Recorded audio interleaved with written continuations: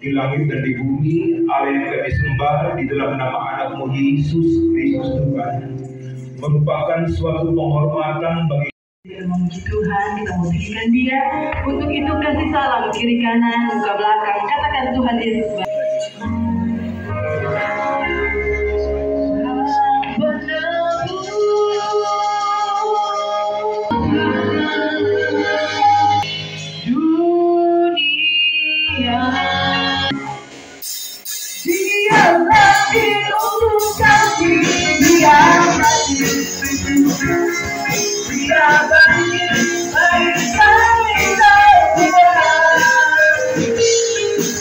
Yeah.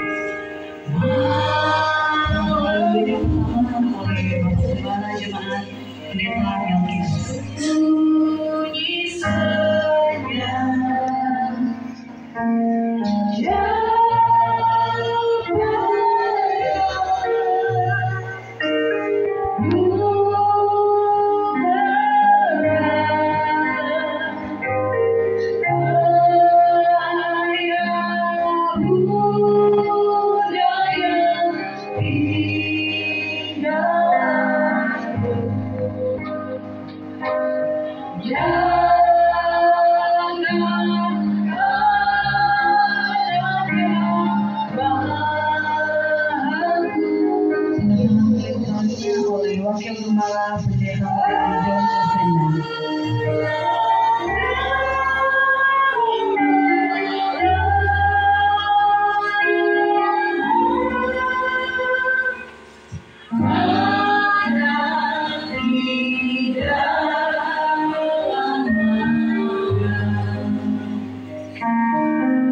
Selanjutnya oleh Ketua Perikatan Ibu Masri.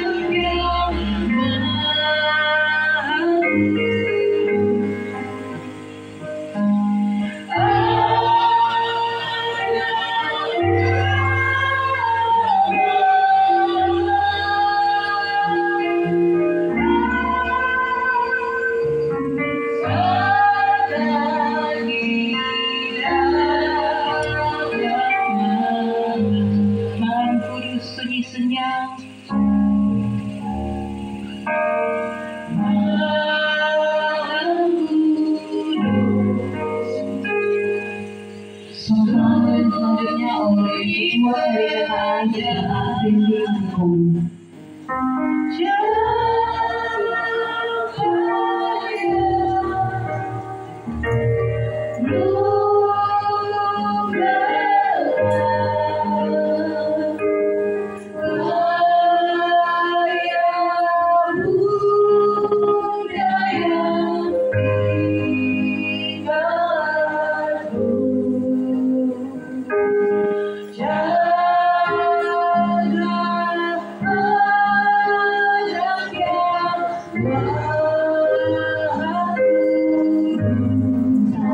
Selanjutnya oleh Ketua Wakil Republik Indonesia Ibu Yoko Kasenda.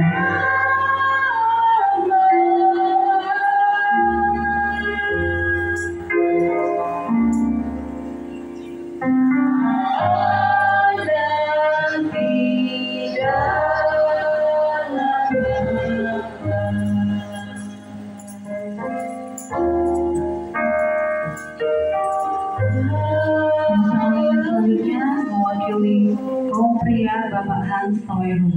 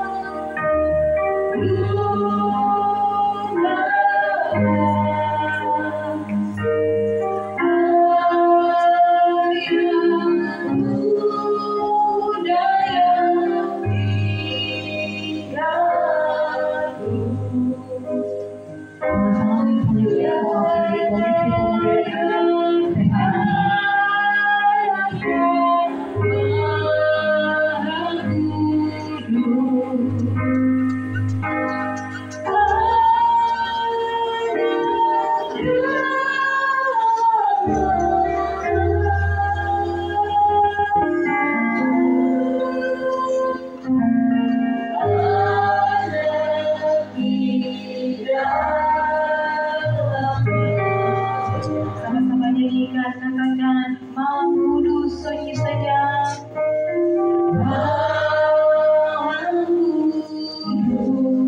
Pemerintahan selanjutnya mewakili para undangan Bapak Dr. Aris Tumuran.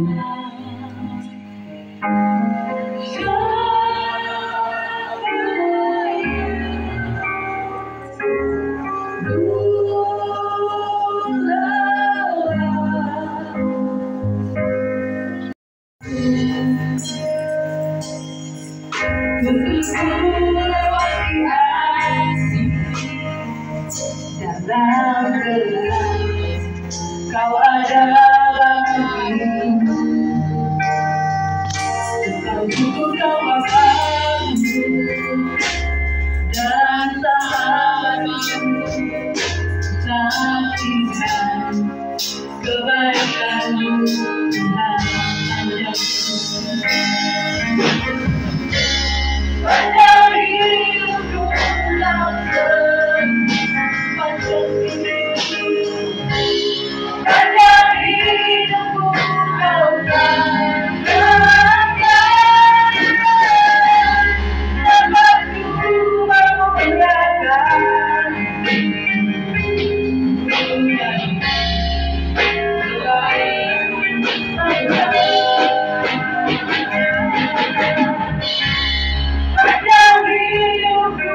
kau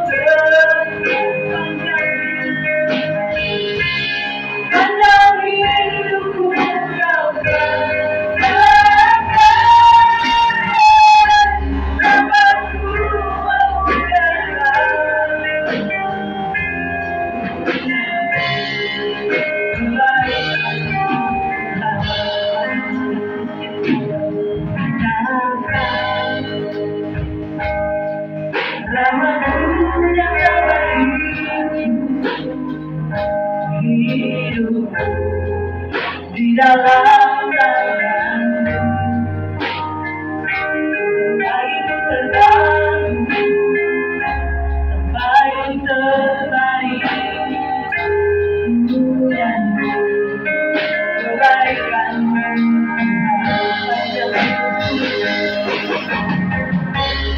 panjang hidupku kau terpanjang.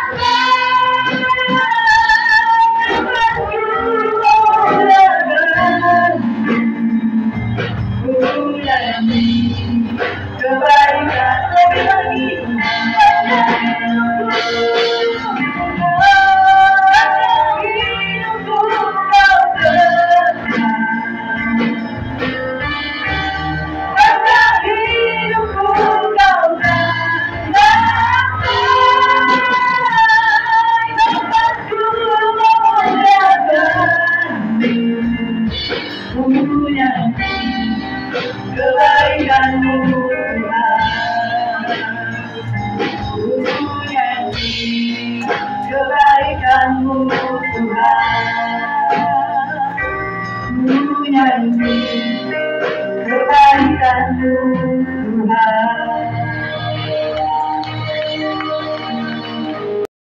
Seperti engkau yang luar biasa dalam kehidupan kami Tuhan. Oleh karena perkenananmu kami boleh ada di sini.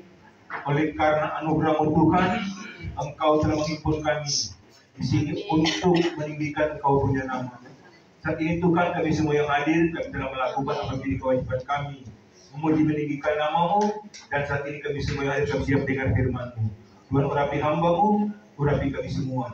Berbicara tentang bagi kami siap mendengarnya. Demi nama Yesus bisa berdoa. Haleluya. Amin. Di hari Natal ini, mari kita baca bersama-sama Injil Lukas pasal yang kedua, ayat yang ke-14. Yang bawa kitab bisa buka Alkitab, yang bawa tape bisa buka tape, yang tak sempat bawa kedua-duanya kita akan baca bersama-sama di slide. Mari kita baca bersama-sama. 3, 4. Kemuliaan bagi Allah di tempat yang maha tinggi, dan damai sejahtera di bumi di antara manusia yang berkenan kepadanya.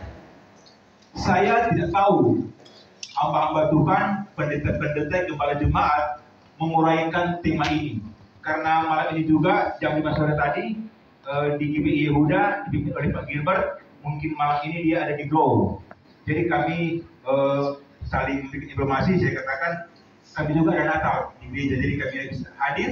Tapi untuk tema Natal itu kami tetap akan sampaikan di tengah-tengah jemaat di saat perayaan Natal dirayakan. Nah, ayat yang ke-14 ini sungguh-sungguh luar biasa. Mengapa saya katakan luar biasa? Ini dikatakan oleh malaikat kepada kepala-kepala yang ada di Efrata. Dia katakan begini: kemuliaan bagi Allah di tempat yang maha tinggi, dan damai sejahtera di bumi di antara manusia yang berkenan kepadanya. Ayat ini saya sangat tertarik pada kalimat-kalimat yang terakhir dikatakan begini: damai sejahtera di bumi di antara manusia ini. Ini yang berkenan kepadanya. Damai sejahtera di bumi di antara manusia yang berkenan. Saya sangat tertarik dengan kata itu, kata berkenan. Damai itu sudah menjadi suatu barang yang langka di hari-hari ini. Karena itulah yang terjadi. Di mana-mana terjadi kesalahpahaman, pertikaian, pertikaian, itu membuktikan bahwa manusia sudah kehilangan damai.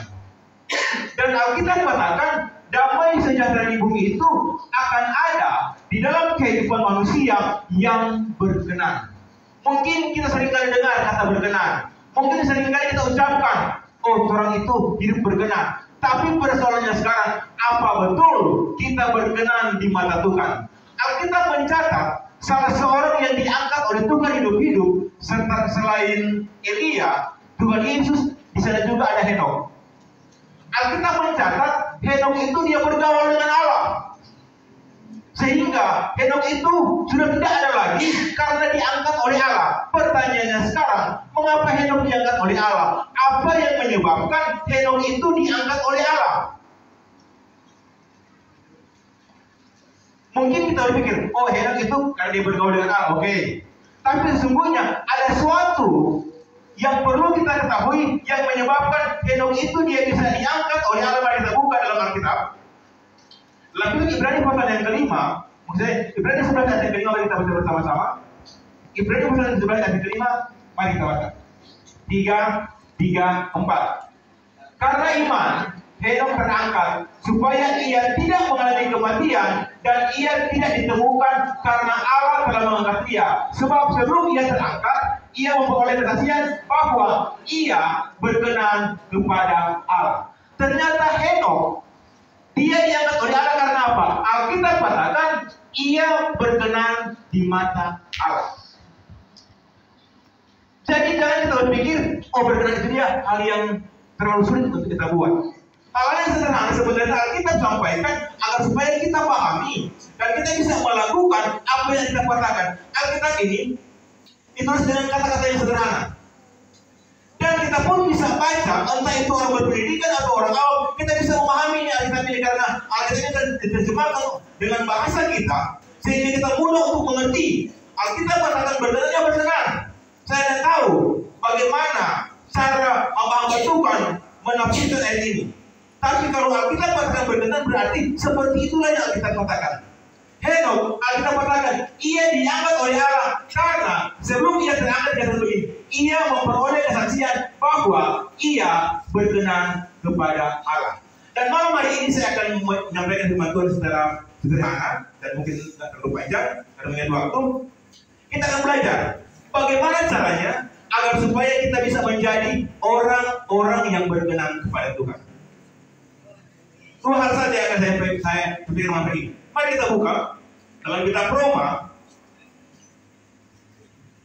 8 ayat 8. Kita baca sama-sama supaya semua bisa ikut bagian. Roma 8 ayat 8, mari kita baca sama-sama. 3, 4. Mereka yang hidup dalam daging tidak mungkin berkenan kepada Allah. Nah, Alkitab katakan mereka yang hidup di dalam daging, mereka tidak mungkin berkenan kepada Allah. Kita bertanya lagi, bagaimana sih orang yang hidup dalam kedagingan itu? Kitab Galatia, kita buka. Galatia pasal yang kelima, ayat 19 dan 21. Supaya kita mengerti bagaimana sih kehidupan kedagingan itu. Mari kita juga baca sama-sama. 3, 4. Perbuatan daging selain nyata, yaitu pertaburan, kecemaran, hawa nafsu, penyembahan berhala, sihir, perseteruan, perselisihan, iri hati, amarah, kepentingan diri sendiri, percideraan, roh pemecah, kedengkian, kemabukan, pesta pora, dan sebagainya. Terhadap semuanya itu kuperingatkan kamu seperti yang telah kubuat dahulu bahwa barang siapa melakukan hal-hal yang demikian, ia tidak mendapat bagian dalam kerajaan Allah. Jadi Alkitab katakan orang yang melakukan perbuatan-perbuatan ini, mereka tidak akan mendapat bagian dalam kerajaan Allah. Alkitab juga bukan hanya menyampaikan, tapi Alkitab memberikan solusi. Apa perbuatan daging ini? Karena tadi dikatakan dalam kitab Roma, mereka yang hidup dalam daging tidak mungkin berkenan kepada Allah. Kalau mau putar balik bagaimanapun itu, Alkitab tetap dinyatakan perbuatan daging itu, orang yang melakukannya tidak berkenan dan tidak berbagian dalam kerajaan Allah. Lihat dong, apa yang disampaikan oleh Paulus kepada jemaat di kota Galatia. Jelas sekali, di sana ada pergaulan, kecemaran, hawa nafsu, penyembahan berhala, sihir, perseteruan, perselisihan. Kalau masih ada pilihan kerja apa? Orang berkenan. Masih ada amarah, orang berarti berkenan.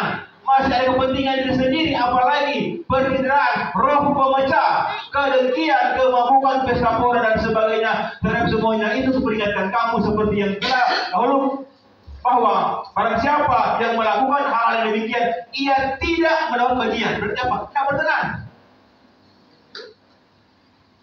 Alkitab bukan saya menyampaikan, tapi Alkitab juga memberikan kepada kita solusi.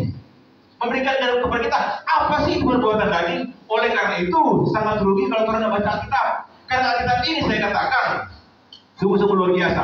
Alkitab tidak hanya menulis kebaikan kehebatan dari tokoh-tokoh Alkitab, tapi juga Alkitab mencatat bagaimana kekurangan-kekurangan, kelemahan-kelemahan dari para tokoh Alkitab.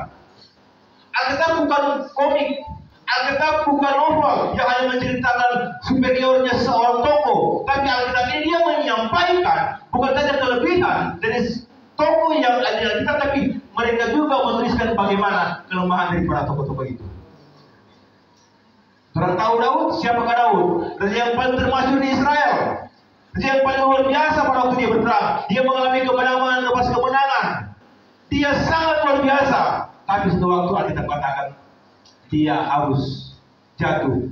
Dia harus mengakui bahwa dia juga masih manusia.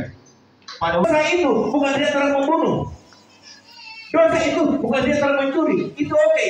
Tapi Nabi Yakobus katakan sesuatu yang kamu ketahui, yang harus kamu lakukan, dan kamu tidak melakukannya, itu adalah dosa. Itu bukan dia telah melakukan, tapi orang tidak melakukan apa yang orang tahu, itu adalah dosa. Ini. Setelah Saul disingkirkan, Allah mengangkat Daud menjadi raja mereka. Tentang Daud, Allah telah menyatakan, aku telah mendapatkan Daud bin Isai, seorang yang berkenan di hatiku segala kehendakku. Aku telah mendapatkan Daud bin Isai. Bukankah Daud pernah jatuh? Mungkin terkatakan begini, Tuhan tidak adil. Kenapa sih Tuhan bilang Daud itu orang yang berkenan? Ini yang bilang berkenan ini bukan presiden, bukan perdana menteri, bukan pejabat tinggi. Yang bilang Daud berkenan ini Tuhan sendiri. Dikatakan begini, Allah mengangkat Daud. Tentang Daud, Allah dengar. Tentang Daud, Allah menyatakan, aku telah mendapatkan Daud bin Isai, seorang yang berkenan di hatiku. Bukankah Tuhan tidak tahu Daud dijatuhkan? Bukankah Tuhan tidak tahu orang kekurangan? Bukankah Tuhan tidak tahu orang masa lalu? Semua Tuhan tahu. Tapi kenapa Daud? Maaf ya, di sini ada teman saya di GTGP, Bapak saya Daud, Ibu Olat Daud. Jadi Ibu Olat dia bagi-bagi marah anak raja. Atau sama anak raja. Nah, Daud sekalipun dia jatuh, tapi kenapa Tuhan katakan aku telah mendapatkan Daud Isai, seorang yang berkenan. Bayangin, orang yang berkenan, orang yang pernah berbuat dosa, orang berkenan, orang yang pernah jatuh ke dalam persidangan. Tapi kenapa Tuhan angkat? Rasanya kenapa? Karena Daud itu dia orang yang paling serius dalam beribadah. Kita katakan begini, pada waktu tahu Allah masuk ke kota Yerusalem, apa yang dia lakukan? Dia tidak sambut dengan DP pakaian kemegahan, dia tidak sambut dengan DP jubah, dia tidak sambut dengan DP tongkat, dia tidak sambut dengan DP mahkota. Kita bilang begini, waktu tahu Allah hendak masuk ke kota Yerusalem, dia buka DP jubah, dia tanggalkan DP mahkota, dia lepas DP tongkat sebagai seorang raja, dan dia menari di hadapan tabut Allah. Orang yang serius dalam beribadah, sehingga Tuhan memperhitungkan keseriusan Daud. Saya telah katakan begini kepada jemaat di dekat rumah kami pada minggu yang lalu, ada ibadah peranakan jemaat Gemi Nafiri. Saya kalau orang korban kita bilang Pak Permen, mau korban semua kita dengar. Waktu barang ini 1.500, kemarin tuh bilang bisa rumah boleh, bukan masalah itu berarti apa mau dibiarin betul. Ada bilang apa? Terbentuklah apa? Penipu. Kalau kamu tanya sampai sini penipu, mereka tidak pernah ngomong ke sana. Malu dong, maksud kita dibilang penipu, kita pernah menipu. Oke, mari kita lihat apakah kita pernah menipu atau tidak. Mari kita buka dalam kitab Maliaki 3 ayat 8. Mari baca sama-sama. 3:4. Bolehkah manusia menipu Allah? Namun kamu menipu aku. Tetapi kamu berkata, dengan cara bagaimanakah kamu menipu engkau? Mengenai persembahan persepuluhan dan persembahan khusus. Nah, yang ada di sini kan kebanyakan undangan. Jadi kita berani ngomong sampaikan supaya berkati gereja di mana Anda berada. Orang jangan jadi orang penipu. Karena penipu tak ada penipu orang. Tapi apa? Masalah persembahan kadang-kadang orang penipu juga. Saya akan begini kepada jemaat. Persepuluhan mungkin lebih begini. Kepala mau kaya, bayangin kalau ada 10 keluarga, DP penghasilan 1 bulan ke dia 1 juta. Otomatis per sebulan kan berapa? 1.000 tuh? 10 kasih, kepala dapat berapa? 1 juta. Kok orang kasih baru 900.000 dong, kapan kembali ke sana? Nah, ingat baik. Persepuluhan itu saya katakan begini. Kalau saya mau coba gambarnya, persepuluhan itu dia akan mengari muni berkat yang 900.000 itu. Sehingga kalau dia tak keluar, dia akan keluar pada hal yang tepat. Kenapa? Persepuluhan dalam memagari muni berkat. Ya, kita bersyukur. Tompe anak-anak di sini guys ya. Tidak orang kadang ada kredit motor, ada apa? Mereka dulu selalu balik aja bawa ke rumah. Pasti berdoa karena itu nanti berdoa kan terus berdoa. Bagi-bagi berdoa kan berdoa. Ingat, perpuluhan itu dia akan memagari dan berkat. Kalau orang yang mau kasih, dia akan keluar sama seperti air tanpa ada sesuatu yang berarti. Dia akan pilih. Tahu memberikan persembahan yang benar untuk Tuhan. Para majus. Dorang tahu. Sobat dalam jauh-jauh dari negeri timur, dong datang kasih, kemas, kemenyan, dan sekalipun ada pemahamannya, tapi intinya secara rupiah, dong kasih kemas, kemenyan dan mur. Mungkin kan orang ini Tuhan, kita jauh untuk lewat jalan nih, tapi orang berkuasa hari itu, pegang tangan sesuatu, pasti orang mau kasih itu. Ini. Bawalah seluruh persembahan itu ke dalam rumah persembahyan supaya ada persediaan makanan di rumahku dan ujilah aku firman Tuhan SAW. Apakah aku tidak membuka bagimu tiga-tiga langit dan memberikan berkat kepadamu sampai apa? Berkelimpahan. Uji Tuhan, tes apa Tuhan? Jangan kau beli. Tuhan apa berarti? Kamu tes Tuhan. Apa 100.000? Tidak tahu nggak besok ada 100.000. Tidak terang biasa benar. Memberi dengan cara yang benar, dengan hati yang benar, maka apa? Tuhan akan menjadi orang-orang yang berkenan di mana? Supaya kalian sama seperti Henokh, diangkat oleh Allah. Kalian sama seperti Daud, sekalipun orang pernah jatuh dalam dosa, maka Tuhan akan pulihkan kita. Tuhan akan mempromosikan kita. Daud, Tuhan promosikan karena apa? Tuhan melihat hati Daud.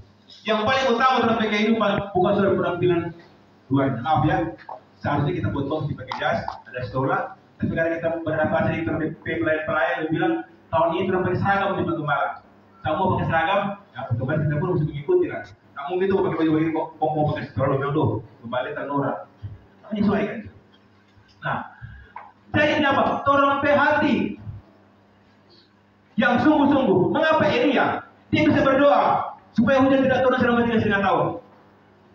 Ada dia bilang apa? Elia adalah apa manusia? Manusia biasa. Dia bukan manusia super. Dia bukan manusia yang luar biasa. Kalau kita katakan Elia manusia biasa, betul-betul dia manusia biasa, sama seperti kita. Tapi kenapa dia bisa berdoa? Hujan tidak turun selama 3,5 tahun. Karena apa? Dia artikan apa? Elia bersungguh-sungguh untuk berdoa. Sungguh-sungguh, ibadah sungguh-sungguh, berdoa sungguh-sungguh, memuji Tuhan sungguh-sungguh.